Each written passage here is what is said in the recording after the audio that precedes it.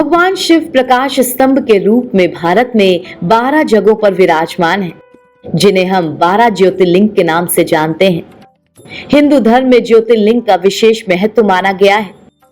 मान्यता है कि इन ज्योतिर्लिंगों के दर्शन मात्र से ही भक्तों के सारे कष्ट दूर हो जाते हैं। आज के इस वीडियो में हम बात करेंगे सबसे प्राचीन और सबसे पहले ज्योतिर्लिंग सोमनाथ की। कहाँ स्थित है सोमनाथ ज्योतिर्लिंग? ये ज्योतिर्लिंग गुजरात के सौराष्ट्र क्षेत्र के वेरावल बंदरगाह में स्थित है। ये भारत के 12 ज्योतिर्लिंगों में से प्रथम ज्योतिर्लिंग है। इसकी महिमा महाभारत, श्रीमद् भागवत, स्कंद पुराण और ऋग्वेद में वर्णित है। सोमनाथ मंदिर असंख्य भक्तों की आस्था का केंद्र है। सोमनाथ मंदिर के बारे में पौराणिक मान्यता है कि इसका निर्माण स्वयं चंद्रदेव ने किया था। इसका उल्लेख ऋग्वेद में भी किया गया है। सोमनाथ मंदिर से जुड़ी बातें। इस मंदिर की दक्षिण दिशा में समुद्र के किनारे बेहद आकर्षक खंभे बने हुए हैं, जिन्हें बाल स्तंभ कहा जाता है, जिनके ऊपर एक तीर रखकर यह दर्शाया गया है कि सोमनाथ मंदिर और दक्षिण ध्रुव के बीच में भूमि का कोई हिस्सा मौजूद नहीं है। प्राचीन भारतीय ज्ञान का यह अद्भुत साक्ष्य है। माना जाता है कि भगवान श्री कृष्ण ने इसी स्थान पर देह त्याग किया था। सोमनाथ ज्योतिर्लिंग की कथा। पुराणों में सोमनाथ ज्योतिर्लिंग की कथा कुछ इस प्रकार से वर्णित की गई है। राजा दक्ष की 27 कन्याएं थीं। उन सभी का विवाह चंद्रदेव के साथ हुआ था, लेकिन चंद्रदेव का सारा प्रेम उनमें से सिर्फ रोहिणी के प्रति ही था, जिसकी वजह से राजा दक्ष की बाकी 26 कन्याएं खुद को उपेक्षित महसूस करती थीं। सभी कन्याओं ने अपने दर्द को पिता के साथ साझा किया, जिसके बाद राजा दक्ष ने इसके लिए चंद्रदेव को कई प्रकार से समझाया, लेकिन रोहिणी के वशीभूत उनके हृदय पर इसका कोई प्रभाव नहीं पड़ा। आखिरकार राजा दक्ष क्रोधित हो गए और उन्होंने चंद्रदेव को धीरे धीरे खत्म हो जाने का श्राप दे दिया, जिसके बाद पृथ्वी पर सुधा, शीतलता, वर्षा का उनका सारा कार्य रुक गया। चारों ओर त्राही त्राही मच गई। चंद्रदेव भी इस श्राप से बहुत दुखी और चिंतित थे।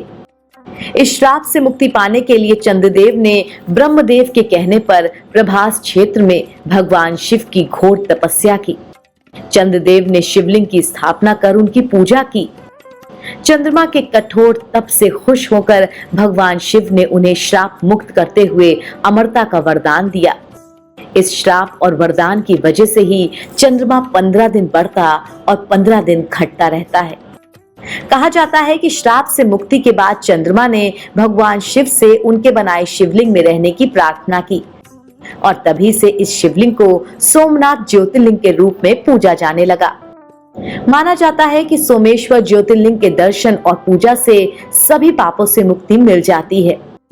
इस स्थान को प्रभासपट्टनम के नाम से भी जाना जाता है। ज्योतिर्लिंग का नाम सोमनाथ कैसे पड़ा?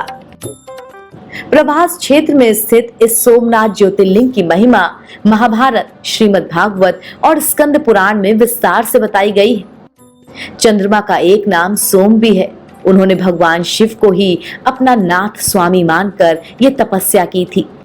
इसीलिए इस ज्योतिर्लिंग को सोमनाथ कहा जाता है। इसके दर्शन, पूजा, आराधना से भक्तों को जन्म जन्मांतर के सारे पापों से मुक्ति मिल जाती है।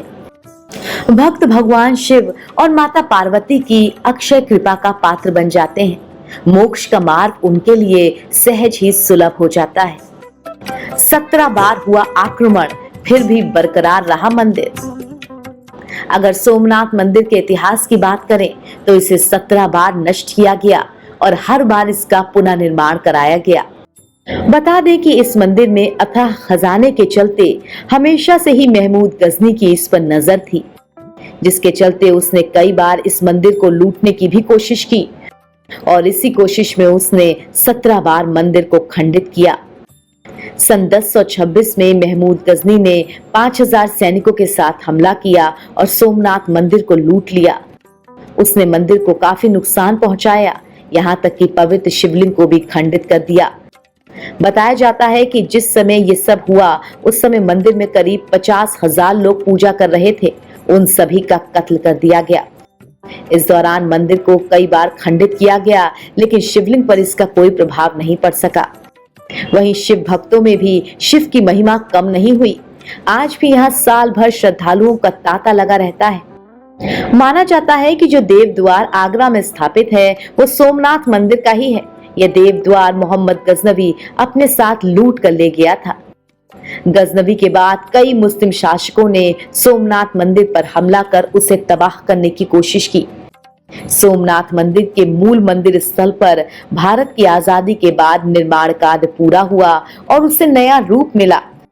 भारत के तत्कालीन गृह मंत्री सरदार वल्लभ भाई पटेल ने इसे बनवाया और 1 दिसंबर 1995 को भारत के राष्ट्रपति शंकर दयाल शर्मा ने इसे राष्ट्र को समर्पित किया।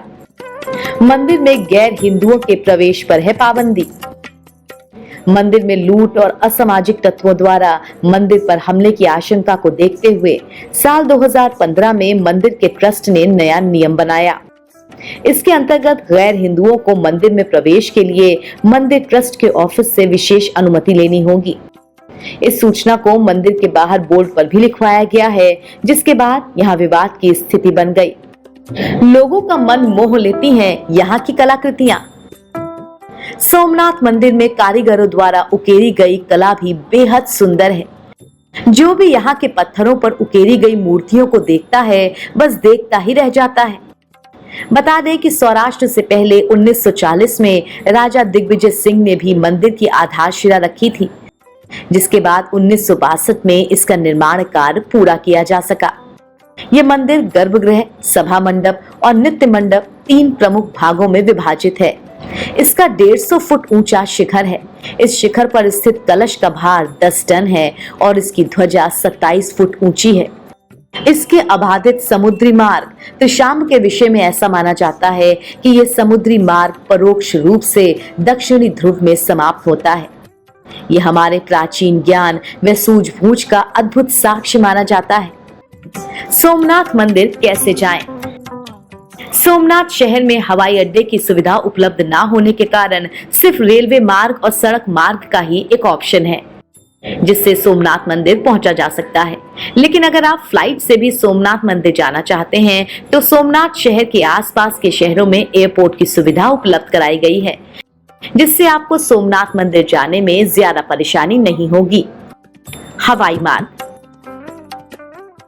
अगर आप फ्लाइट के माध्यम से सोमनाथ मंदिर के दर्शन करने जाने का प्लान बना रहे हैं तो आप राजकोट हवाई अड्डा या फिर अहमदाबाद सरदार वल्लभ भाई पटेल अंतर्राष्ट्रीय हवाई अड्डे के लिए फ्लाइट बुक कर सकते हैं, जहां से सोमनाथ मंदिर की दूरी करीब 200 किलोमीटर है। रेल मार्ग। सोमनाथ के सबसे समीप वेरावल रेलवे स्टेशन है, जो वहां से मात्र 7 किलोमीटर दूरी पर स्थित है। यहां से अहमदाबाद व गुजरात के अन्य स्थानों का सीधा संपर्क है। सड़क मार्ग।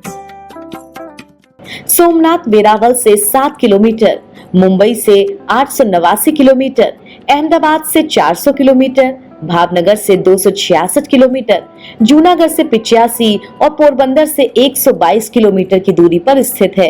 पूरे राज्य में यहाँ के लिए बस सेवा उपलब्ध है। यहाँ रुकें। यहाँ तीर्थयात्रियों के लिए गेस्ट हाउसेस, रेस्ट रूम और धर्मशाला की व्यवस्था है। साधारण और किफायती सेवाएं भी उपलब्ध हैं। वेरावल में भी रुकने की व्यवस्था है। हमने इस वीडियो में आपको सबसे प्राचीन और पहले ज्योतिर्लिंग के बारे में विस्तार से बताया। अगली वीडियो में हम आपको बताएंगे शिव जी के दूसरे ज्योतिर्लिंग मल्लिकार्जुन के बारे में, जो आंध्र प्रदेश में स्थित है। अगर आपको हमारा ये वीडियो पसंद आया हो तो इसे लाइक, शेयर और चैनल को सब्सक्राइब जरूर करें।